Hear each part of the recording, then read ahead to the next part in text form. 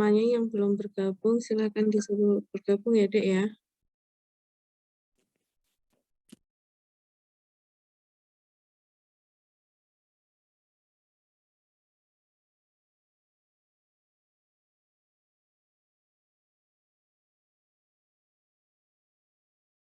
Ini nggak akan lama, pengantar aja.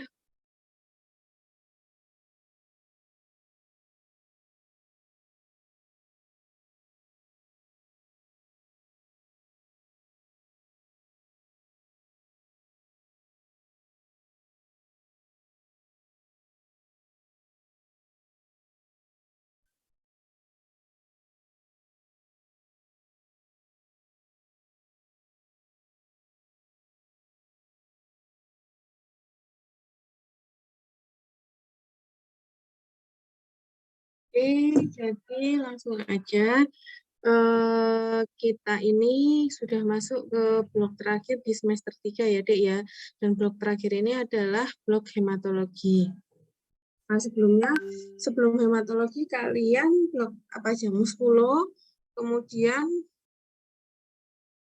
imunologi, bukan? Iya, dokter. Imunologi, terus Tropmed. Tropmed. Oke, jadi ini kita udah mulai ke hematologi. Nah, di hematologi ini sudah masuk ke beberapa penyakit klinis yang sering kita jumpai ya, Dik ya. Nah, sekarang saya mau bahas dulu tentang ini pelaksanaannya. Nah, untuk pelaksanaannya dimulai Senin mulai hari ini, Senin 29 November hingga nanti Sabtu 25 Desember. Nah, 25 Desember ini seperti kita ketahui kan tanggal merah ya, Dik ya. Hari Sabtu. Nah, biasanya kan ujian blok di hari Sabtu itu. Jadi nanti akan dimajukan menjadi Jumat ya, Jumat 24 Desember gitu. Jadi biar Sabtunya ikut tanggal merah libur gitu ya. Walaupun kita tidak merayakan, tapi kan setidaknya di kalender merah ya. Nah, karena kalau misalkan kalian ujian kan walaupun di rumah tapi kayak seperti mungkin dosa, jadi biar mereka libur gitu. Kemudian untuk perkuliahan dan praktikum itu nanti dilakukan secara blended, touring dan daring sama seperti blok sebelumnya, yaitu blok muskuloskeletal. Untuk tutorial nanti tetap daring, kuliah itu blended, ya sudah saya beri keterangan mana yang luring, mana yang daring. Akan tetapi ya sebenarnya saya sebelum menjadwalkan itu sudah konfirmasi ke dosen masing-masing bahwa akan dilakukan secara luring atau daring. Nah, mungkin karena beberapa hal ya, jadinya mungkin yang aslinya luring diubah menjadi daring. Seperti itu ya, harap maklum gitu ya. Nah, kemudian untuk praktikum, nah kebetulan di blog ini praktikumnya agak banyak, Dek. Ya, ada 6 praktikum.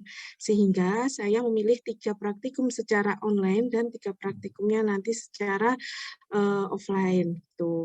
Untuk responsi dan UB seperti biasa masih daring dan menggunakan SEB. Di sini untuk jadwalnya kita lihat nanti ya. Kemudian untuk kuliah ya, kuliah sudah tadi seperti yang saya katakan, sudah sesuai dengan jadwal yang ada, silahkan dihubungi, nanti kalau ada reschedule, silahkan diinformasikan kepada teman-temannya. Nah, kemarin juga sebelum mulai ini saya sudah sempat bilang kepada Korum ya, jadi untuk PJ masing-masing harap menghubungi PJ dosen ya, PJ dosen masing-masing harap menghubungi itu 2 kali, yang pertama pada hari Minggu seperti biasanya dan H-1 ya. Nah, nanti saat menghubungi harus jelas ya judul kuliah, hari, jam, bahkan keterangan luring atau daring. Nah, sebagai tambahan bila daring ya, mungkin H-1 waktu mengingatkan itu ditawarkan untuk yang mau screen materi siapa gitu ya. Nah, kalau misalkan yang mau share screen-nya itu dosen langsung ya udah nggak apa-apa. Tapi kalau misalkan yang mau di share screen kita bantu ya. Nah, itu minta materinya itu ya agar siap, jangan waktu hari H nanti baru bingung gitu. Kemudian kalau luring sama, kalau luring itu lebih baik ya H-1 saat mengingatkan itu jangan lupa menyertakan ruang dan lantai berapa gitu ya. Jadi saat H-1 luring diingatkan ya serta menyertakan ruang dan lantai berapa serta jam berapa. Lalu dengan sopan meminta materi perkuliahan ya. Karena dikarenakan kalau misalkan blended luring itu kita kan pakainya dengan komputer yang sudah disediakan ya, Dik ya. Nah, seperti itu. Atau bisa nanti dosennya ya bisa bawa flash disk sendiri gitu ya. Jadi meminta materi dulu kan luring biar nanti bilang aja biar bisa disiapkan dengan memakai komputer atau laptop kampus seperti itu. Tapi kalau misalkan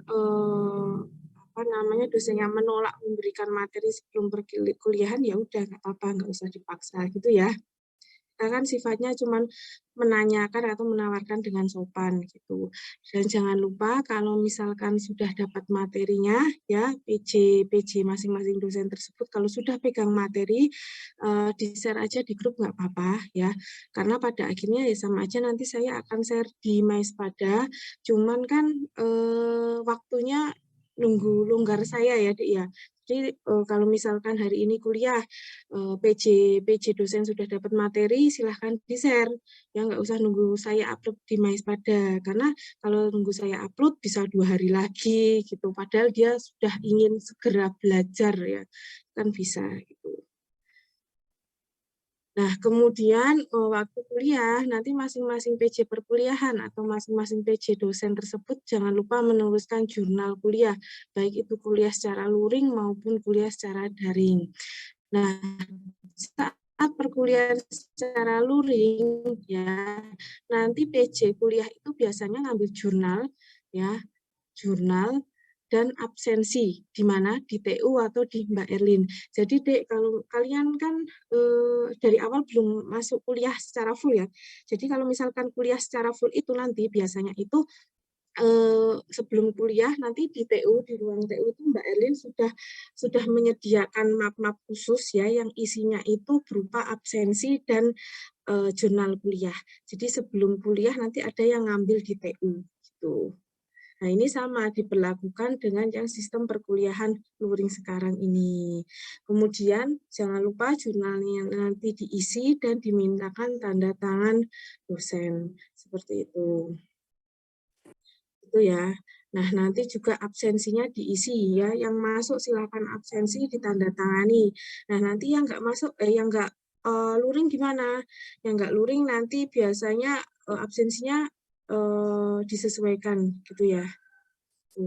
Dan kalau mau luring ya, dan kalau mau luring persiapannya itu yang pertama yang paling penting hubungi Mas Dedi ya. Mas Dedi nanti kan beliau yang menyiapkan ya Dik ya, karena ini kan blended ya, nggak cuma luring jadi ada luring tapi juga nanti kita online gitu. Jadi harap hubungi Mas Dedi H-1.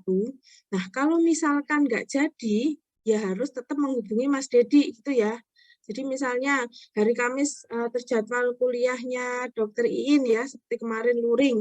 Nah, nanti hari Rabu silahkan menghubungi Mas Dedi memberitahukan bahwa kuliah luringnya Dokter Iin tidak jadi ya, karena akan diganti dengan daring seperti itu. Kemudian jangan lupa menghubungi Bu Ati juga ya terkait konfirmasi kesediaan ruang ya, ruang kuliah. Nah, seperti itu. Kemudian yang terakhir tadi, bila luring ya, seperti yang sudah saya jelaskan, silahkan mengambil absensi dan jurnal kuliah di Mbak Erlin. Ya. Nah, kemudian tadi untuk materi kuliah ya, jangan lupa kalau begitu dapat langsung di-share aja di grup. Itu ya, walaupun nanti akan akhirnya saya upload di MySpada, tapi bila ingin segera membaca, ya, teman-temannya kan mungkin ingin segera belajar ya, silakan share di grup. Ini ya udah PJ kuliah Dr. Metana, akhirnya ada reschedule ya, jadi beliau yang di minggu kedua atau ketiga itu ya, itu minta di reschedule di minggu awal, minggu pertama. Nah, untuk praktikum, ya, ini untuk praktikum luring ada praktikum biokimia, parasitologi, dan patologi klinik yang minggu kedua. ya. Nah, kemudian untuk yang daring atau online itu ada patologi anatomi, PK ke-1 dan PK yang ketiga itu. Untuk mekanismenya akan disesuaikan oleh masing-masing lab ya. Jadi silahkan menghubungi koordinator atau TC dari dosen dari praktikum tersebut, nanti akan diberitahukan mekanismenya lebih lanjut. Kemudian udah itu aja untuk yang praktikum. Nah, sekarang tugas ini saya kasih video aja ya, tugas kasih video ya. Videonya ini hampir sama dengan video blog yang sebelumnya ya, Dek ya. Membuat video yang bersifat informatif ya, untuk masyarakat.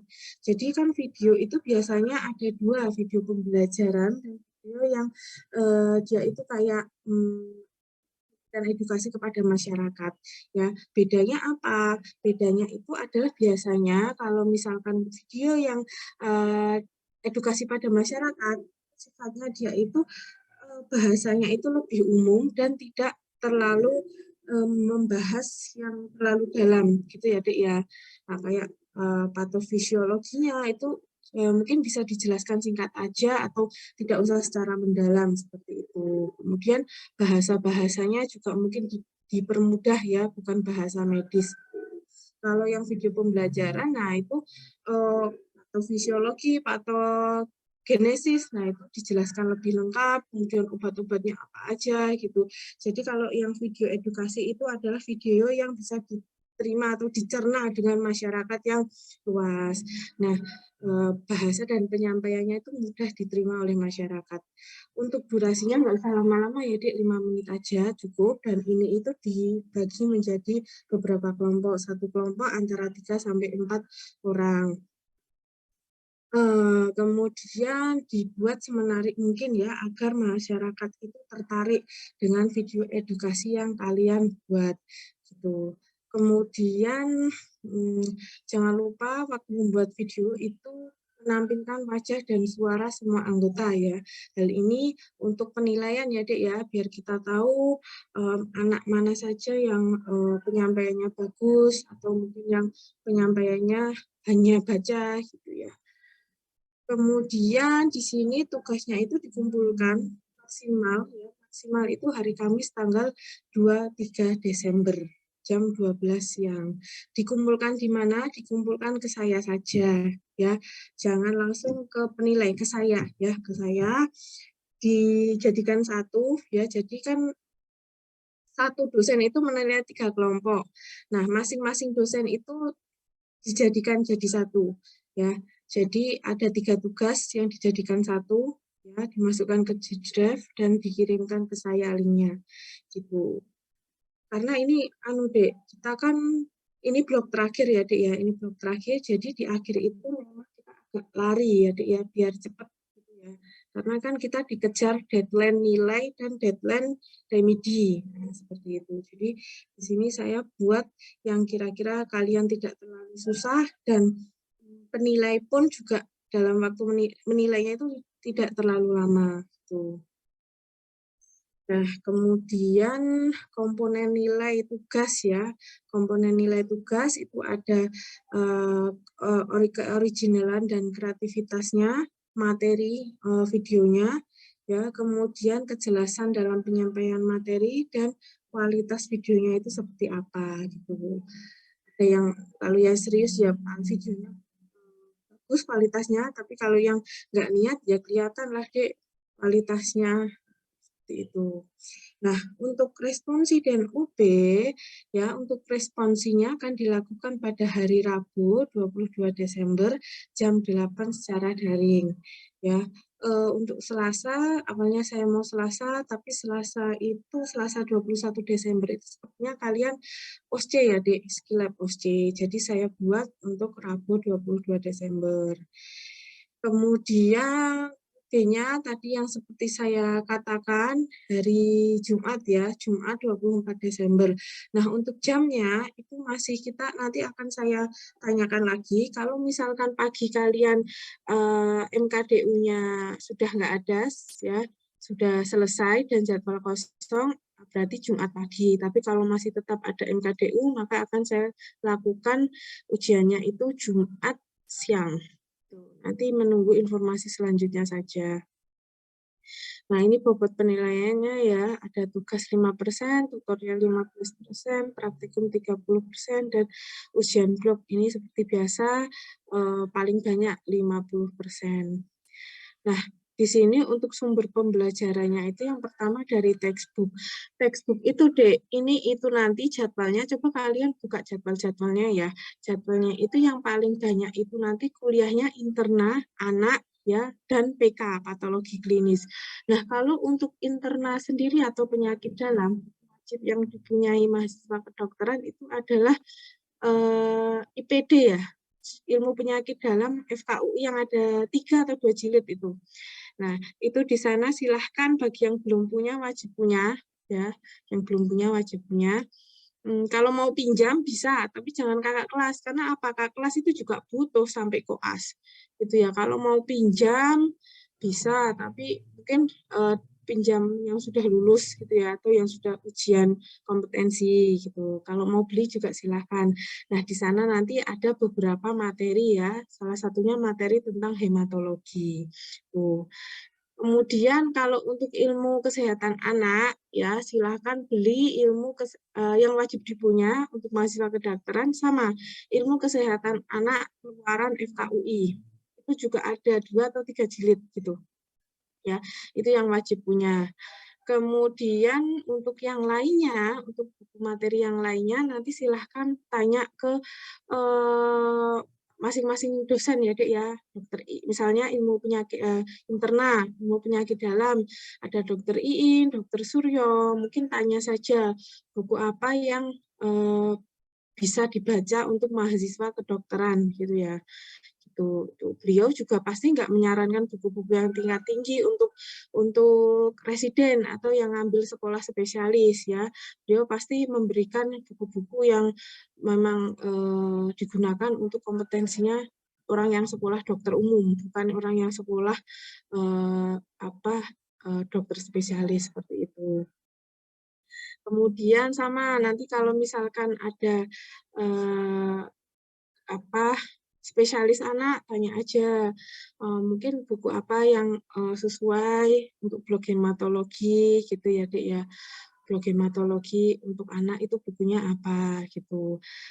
Kalau misalkan saya rasa yang wajib punya tadi ya Dek ya, ilmu penyakit dalam dan ilmu kesehatan anak dari FKUI itu wajib punya.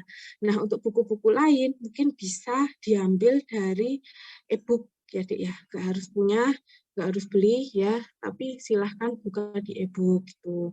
Sama PK juga ya, PK nanti ada Dokter Nini, ada Dokter Metana gitu ya. Coba ditanya buku PK apa yang kira-kira bisa untuk belajar anak kedokteran umum atau kedokteran S1 gitu ya Dek ya. Silahkan ditanyakan masing-masing.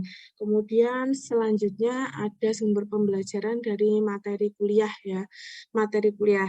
Nah, materi kuliah ini silahkan dibaca, dipelajari, ditunjang dengan sumber yang lain ya. Jadi kalian kalau jadi anak mahasiswa kedokteran itu belajarnya itu jangan cuma materi kuliah ya. Tunjanglah dengan sumber-sumber yang lain. Bacalah sumber-sumber pembelajaran yang lain seperti buku-buku textbook atau jurnal-jurnal gitu ya, Dek ya. Nah, kemudian yang terakhir itu kalian bisa baca jurnal-jurnal. Nah, tapi kalian dalam memilih jurnal itu juga harus selektif ya, Dik ya. Yang pertama mungkin tahunnya ya. Tahunnya itu coba dibatasi gitu ya. Paling lama itu 10 tahun terakhir. Tuh. Kemudian bisa dipilih dari jurnal-jurnal yang memang kualitasnya bagus gitu. Nah, seperti itu. Jadi pesan saya adalah kalian jangan cuman belajar dari materi kuliah ya. Tunjanglah ilmu kalian, ambillah ilmu kalian ya dari sumber pembelajaran lainnya. Nah, sekarang untuk tata tertibnya ya, saya jelaskan tata tertibnya. Yang pertama itu syarat mengikuti UB atau ujian akhir adalah kehadiran kuliah 75%. Nanti akan kita hitung ya, Dek ya. Kalau misalkan kalian punya absensi sendiri ya silahkan, tapi nanti kita akan hitung juga dengan absensi yang ada di Zoom. Ya, jadi waktu nge-Zoom seperti ini, nah itu nanti bisa diambil datanya, usernya itu siapa saja yang bergabung. Sehingga saya sarankan silahkan mengganti nama Zoom kalian dengan NIM atau nama asli kalian gitu ya. Kalau punyanya adiknya ya diganti, punyanya bapaknya ya diganti seperti itu. Kemudian bila dijadwalkan kuliah luring itu silahkan dimaksimalkan ya dengan masuk ya. Kalau kalian terjadwal kuliah luring setidaknya masuklah Dek gitu ya. Kemarin aja banyak mahasiswa yang keluar-keluar, mana ini kok sekolah daring terus gitu. Jadi kalau misalkan sudah dijadwalkan luring dan benar-benar dosennya luring bisa, ya udah kalian terjadwal diusahakan masuk gitu loh. Ya, ini kesempatan kalian untuk bisa kuliah luring dan menurut saya kuliah luring memang lebih apa ya, Dek, lebih bisa terserap lah, Dek. Nah, karena kita mendengarkan secara langsung kan, jadi dan itu di ruang kelas gitu loh, jadi kita tidak terdistraksi gitu. Kalau di rumah mungkin ya didengerin, tapi mungkin apa waktu mendengarkan kuliah gitu ada lewat ting ting ting ting ting ting bakso gitu, ada bakso tuh. Nah itu kan terdistraksi kita ya, atau kalau nggak ada apa gitu yang berisik di rumah gitu. Jadi kuliah luring itu sebenarnya ya materinya sama, cara penyampaiannya sama, cuman buat kita lebih fokus saja dalam menerima ilmunya itu gitu ya. Nah, kemudian jangan lupa selalu menerapkan protokol kesehatan begitu masuk ya. Begitu masuk kita kan sekarang udah punya itu loh, Dek, cek suhu dan hand sanitizer itu loh yang otomatis. Nah, itu jangan lupa ya. Jangan lupa begitu masuk cek suhu dulu sama pakai hand sanitizer-nya itu. Udah seperti itu. Jadi intinya selalu menerapkan protokol kesehatan. Ya. Nah, untuk yang syarat responsi itu adalah mengikuti seluruh praktikum yang ada dan mengikuti seluruh rangkaian kegiatan praktikum di masing-masing lab gitu ya. Kalau misalkan terjadwal praktikum luring tapi nggak bisa karena mungkin sakit, ya udah hubungi koordinator atau penanggung jawab, dosen penanggung jawab pada praktikum tersebut ya. Biasanya nanti akan ada susulan gitu ya. Kalau memang benar-benar nggak bisa masuk secara luring gitu dan harus mengikuti semua rangkaian praktikum masing-masing lab. Misalkan ada yang luring ya Dik ya, kalau luring itu kan biasanya praktikum luring itu untuk pretest dan untuk kuliah pengantarnya itu kan tetap daring ya Dik, online ya, jadi wajib dihadiri gitu ya. Jadi jangan mentang-mentang untuk pengantar praktikumnya itu nggak offline, kalian pada nggak ikut seperti itu. Ya mohon keseriusannya masing-masing. Kemudian dikarenakan kuliah masih berjalan secara blended, di mana akan tetap ada online, maka saya minta tetap menyediakan jaringan yang bagus, kuat, serta memiliki cadangan jaringan. Ya, terutama pada saat keadaan-keadaan kuis, ujian blok, dan responsi. Ya, Dek. Nah, bila saat kuis, ujian responsi, dan ujian blok terkendala jaringan, maka akan ada ujian susulan, tapi secara lisan, gitu ya. Jadi nanti kita face to face ya, Dek ya.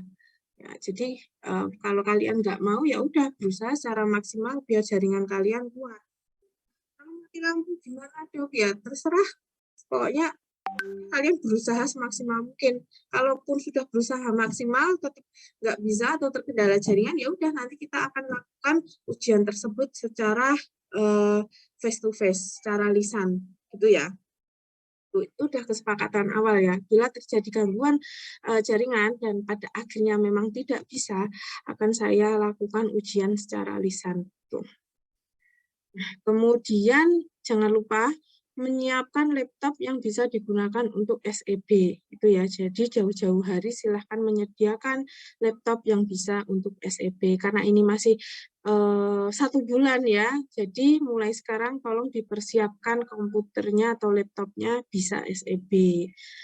Kalau nanti pada waktu mendekati ujian ya terjadi aduh kok nggak bisa. Nah, itu silahkan berusaha lagi pinjem laptop temennya atau saudaranya atau kakak tingkat, misalkan satu kos sama kakak tingkat yang kakak tingkat tersebut tidak sedang menggunakan, silakan dipinjem gitu. Itu ya. Atau kalau misalkan waktunya masih lama, silahkan dibawa ke tempat servis seperti itu. Nah, bila sakit sehingga tidak dapat mengikuti perkuliahan dan praktikum, ya silahkan menghubungi saya koordinator, ya dan dosen pengampu praktikum atau dosen penanggung jawab praktikum. Ya, syaratnya adalah izin dengan menyertakan surat izinnya. Ya, kalau misalkan sakit ya udah kasih surat izin yang resmi ya, yang dari klinik atau dari rumah sakit seperti itu.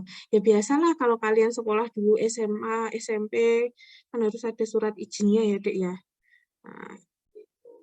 Nah, nanti misalkan praktikum, luring, sakit, nah nanti menghubungi dosen praktikumnya, kemudian nanti bisa dibicarakan lebih lanjut enaknya bagaimana. Seperti itu. Kalau misalkan kuliahnya dia terjadwal luring, tapi nggak bisa masuk karena sakit, ya silahkan hubungi saya, sertakan dengan surat izinnya, lalu kalian nanti bisa mengikuti yang daring. Seperti itu. Nah, kalau misalkan kan udah saya bagi ya Dek untuk kuliah luringnya. Nah, semisal kalian pengen ikut kuliah luring tapi tidak ada jadwal kalian di situ, itu kalian boleh ya boleh ikut, tapi dengan syarat ada teman kalian yang izin ya. Jadi dia misalkan dia izin sakit ya, izin sakit tidak hadir. Nah, dia kan ikut daring nih ya. Nah, kalian boleh ngisi tempatnya menjadi luring. Kalau kalian memang pengen ya kuliah yang secara luring, kan ya nggak tahu. Mungkin ada anak yang benar-benar rajin, ya sehingga ingin ikut kuliah luring. Itu kan mahasiswa macam-macam. Kemudian udah itu aja ya Dek, pengantar kuliah pada blog hematologi ini. Ya. Ada yang ingin ditanyakan terlebih dahulu? Untuk pembagian tugas sudah saya share ya, tugasnya apa aja sudah saya share di MySpada, silahkan dikerjakan dari sekarang ya, biar nanti kalian waktu akhir-akhir itu, kan di minggu akhir ada UB, ada responsi, belum kalian nanti skill lab-nya juga OC loh. Nah, biar tidak menumpuk kerjaannya silahkan dibuat dari sekarang gitu ya, walaupun nanti mengumpulkannya masih hari Kamis maksimal, tapi setidaknya dicicil dari sekarang dulu itu ya. Ada yang ingin ditanyakan terlebih dahulu terkait blog hematologi ini? Izin bertanya dokter. Ya. Untuk pengumpulan laporan tutorial tuh per kelompok satu apa semuanya dokter? Tutorial. Oh iya, kalau untuk tutorial nanti silahkan langsung dikumpulkan di MySpada ya Dek ya. Masing-masing tutorial aja. Nanti saya sediakan tempatnya. Itu ya. Iya dokter. Biasanya kalau numpuk tugas tutorial langsung di MySpada kan? Iya dokter, biasanya di MySpada dan itu cuma satu aja dokter, perwakilan dokter. Oh perwakilan. Iya dokter.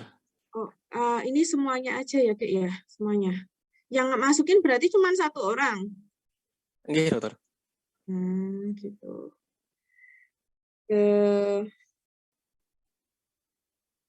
Ya gini aja Dek, gini aja. Nanti semuanya pada saat misalnya ya Dek, kalian nggak usah upload di MySpada, biar saya aja yang upload. Jadi nanti di akhir minggu, misalkan hari Kamisnya atau terserah mau Jumat, mau Sabtu, mau Minggu, nanti dikumpulkan pada 1 orang, nanti dibikin G-Drive gitu ya Dek ya. Itu aja. Ya, jadi nanti tiap minggu di akhir minggu silahkan dikumpulkan jadi satu, dikumpulkan di G-Drive, silahkan nanti G-Drive-nya dikirimkan ke saya, gitu ya. Nanti biar saya aja yang memasukkan di MySpada. Tuh.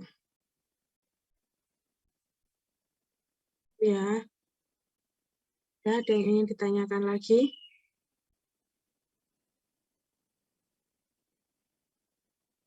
Tidak ada. Oke, Sepertinya cukup. Ya, oke. Kalian itu udah punya itu belum sih, Dek? Kayak ilmu penyakit dalam FKUI, ilmu kesehatan anak FKUI, buku itu udah punya belum? Pada punya belum sih? Belum. Izin bertanya, dokter. Ya. Enggak, dokter. Untuk itu belinya yang terjamin original itu di mana nggih, dokter? Kalau cari di Shopee itu banyak yang Palsu semua. bajakan. Banyak yang bajakan, dokter. Iya sih, Dek.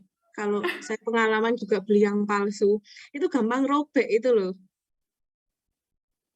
Kalau beli yang original itu biasanya di toko buku.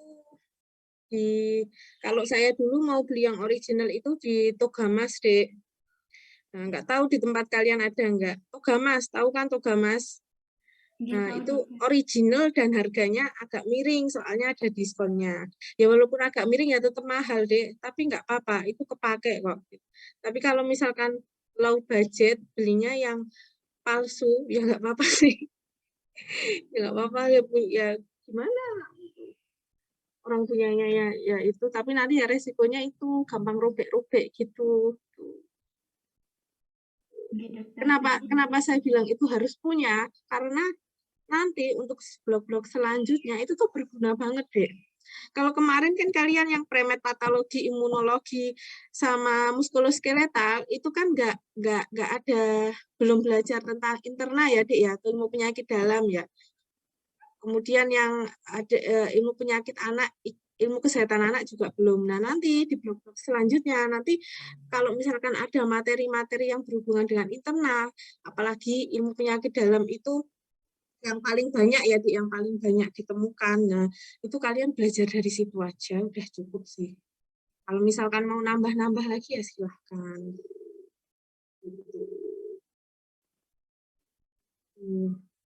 Kalau e-book gimana, Dok? Ya silahkan, kalau mau baca e-book juga silahkan gitu.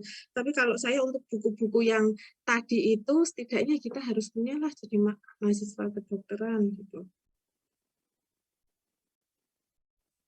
Kalau saya sih lebih suka belajar dari buku. Kalau yang misalkan bukunya buku loh ya, saya lebih suka belajar buku. Kalau e-book ya memang kita nggak harus beli, cuma baca. Tapi nggak tahu kenapa saya kok kurang suka dengan bentuk e-book. Kecuali kalau misalkan buku-buku yang nggak begitu penting, masih ya penting, tapi nggak sering kita baca. Ya, buku-buku yang nggak sering kita baca, ya boleh kita punya e-book. Tapi kalau yang itu buku yang ilmu penyakit dalam dan ilmu kesehatan anak, nah itu nanti ke depannya akan sering kita kita baca. Jadi punya aja deh. Okay. Kalau buku-buku lain ya menyesuaikan, tapi setidaknya punya itulah sebagai mahasiswa kedokteran. Ya sama kayak atlas anatomi Sobota. Kalian masih pakai Sobota? Masih pakai nggak? Makin netter, dokter. Kayak netter, dokter. Sekarang udah netter. Oh iya. Kalau dulu saya Sobota sih, Dek. Saya juga beli sendiri Sobota. Itu aja sih. Enggak, sebenarnya saya nggak mewajibkan beli, setidaknya punya lah. Entah itu pinjam dari, kalau pinjam yang dipinjemin yang harus sudah lulus ya, karena itu nanti kan waktu koas juga mereka pasti akan baca juga. Ya, sama nanti mungkin bisa ditanyain ya, Dek, buku-buku atau sumber apa aja yang bisa, sumber-sumber bacaan apa yang bisa dibaca dari materi ini gitu. Kalau misalkan beliau jawabnya buku luar negeri, berarti itu nggak usah beli, itu di e-book aja ya. Nah, seperti itu. Oh ya, satu lagi saya pesan di Togamas itu ya, Dek. Togamas itu banyak buku-buku kesehatan atau kedokteran. Tapi kalian harus bisa pinter-pinter milih ya, mana buku yang untuk anak mahasiswa kedokteran, mana buku yang untuk mahasiswa kesehatan lain seperti perawat gitu. Jadi kalau beli buku itu dipilih ya, mana yang untuk anak kedokteran, mana yang untuk anak keperawatan dan untuk mahasiswa lainnya. Nanti pas beli nanti ternyata dalamnya asuhan keperawatan gitu. Kan beda. Itu ya. Bedanya apa? Bedanya di kedokteran itu lebih susah, Dek. Maksudnya materi yang dibahas itu lebih mendalam. Kalau yang kelihatannya cuma dasar-dasar aja, berarti bukan kedokteran, itu biasanya untuk anak kesehatan lain. Gitu. Ya, anak keperawatan mereka nggak beli yang buku ilmu penyakit dalam FKU yang 3 jilid atau 2 jilid tebel-tebel itu, mereka nggak baca itu, mereka bacanya buku lain. Nah ya, cukup. Oke, kalau cukup, sekian dulu untuk kuliah pengantar pada kali ini. Karena di sini saya adalah koordinator blog, setidaknya harap dikomunikasikan dengan saya kalau ada apa-apa ya. Tadi pagi aja saya juga udah nerima ada mahasiswa yang izin karena sakit bed rest gitu. Ya udah, kita WA-an, dia izin bisa ikut luring, ya saya suruh daring aja ya, benar-benar bed rest di rumah sakit kok gitu. Saya suruh daring ya. Untuk praktikum yang luring saya suruh menghubungi dosen pengampunya gitu, minta biar daring gitu. Itu ya, jadi saya harapkan ada komunikasi yang jelas ya dengan saya sebagai koordinator blog. Ya, kalau ada apa-apa boleh menghubungi saya, baik itu korum maupun yang lain langsung menghubungi saya juga nggak apa-apa. Itu ya, saya cukupkan untuk pengantar pada siang hari ini. Selamat menempuh blog hematologi ya. Saya lihat memang agak padat ya, apalagi di blog di minggu terakhir ya. Di minggu terakhir ada responsi ya, ada UB dan ada OSC ya. Karena kalau saya mau responsi di minggu ketiga, kita itu praktikumnya banyak, Edek ya. Praktikumnya banyak, jadi saya nggak bisa responsi di minggu ketiga gitu. Jadi terpaksanya saya ngambil responsinya tetap di minggu keempat. Itu ya. Tetap semangat, semoga kalian bisa mendapatkan ilmu yang maksimal di blog hematologi ini. Saya akhiri, kita tutup dengan bacaan kafaratul majelis bersama-sama dan alhamdulillah. Wassalamualaikum warahmatullahi wabarakatuh. Waalaikumsalam warahmatullahi wabarakatuh. Dokter.